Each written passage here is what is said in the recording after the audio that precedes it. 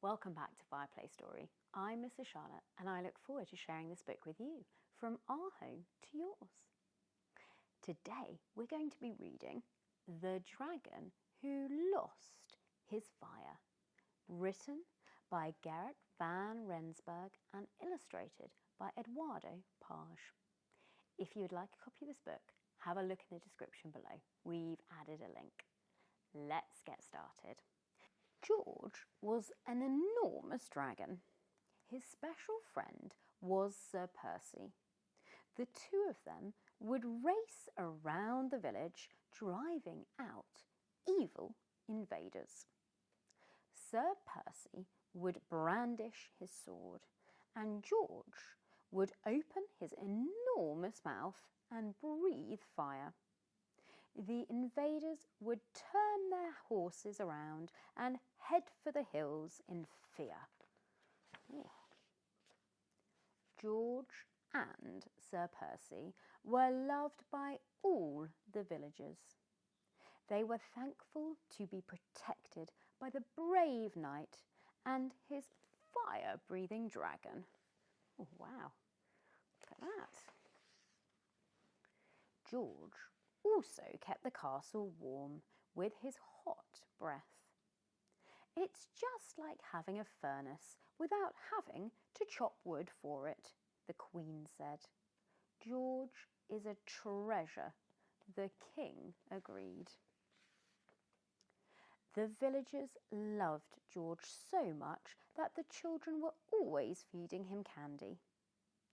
The dragon loved eating the candy, and he gobbled it all up.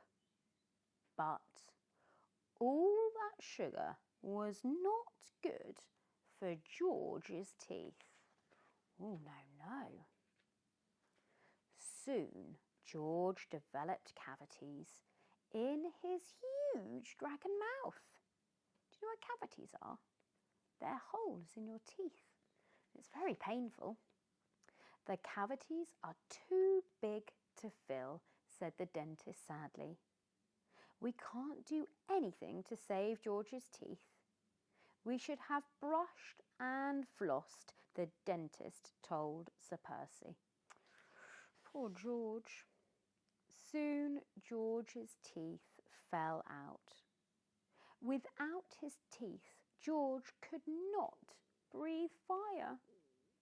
Oh no, cried Sir Percy. This is a big problem.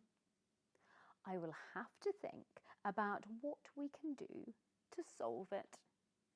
Oh dear, poor George the dragon is very sad.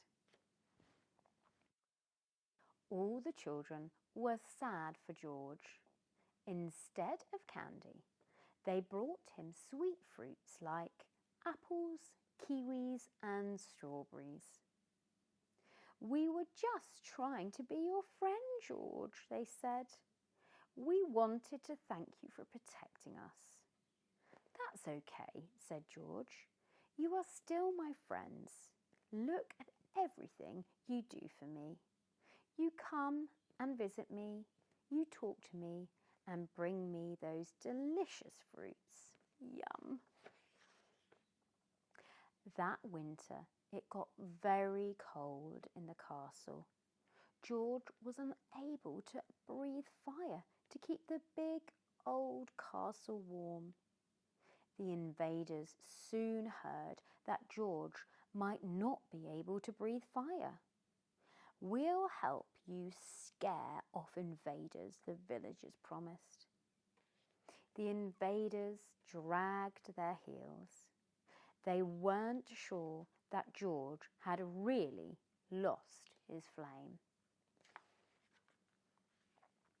But the King and Queen knew the truth. As they shivered in their old, cold castle, the King told the Queen, "Our next dragon won't eat sweets. We'll make sure he brushes and flosses every day," promised the Queen. "And he will see the dentist twice a year for a checkup," proclaimed the King. We won't let him lose his teeth like poor George, said the Queen. Suddenly, the King held up his hand. Do you feel that? He asked. It does seem warmer, said the Queen, throwing off the blanket. They looked out through the castle window. There, outside, they saw a wondrous sight. Sir Percy sat proudly upon George's back.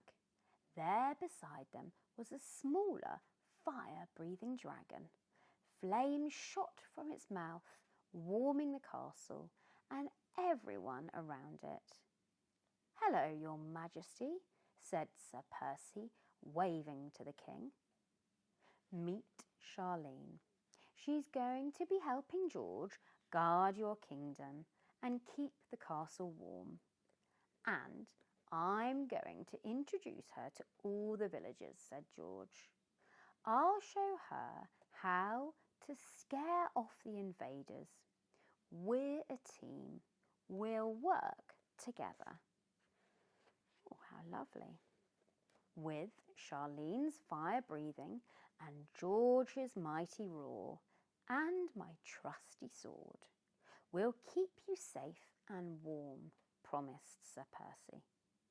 That's what teamwork is all about.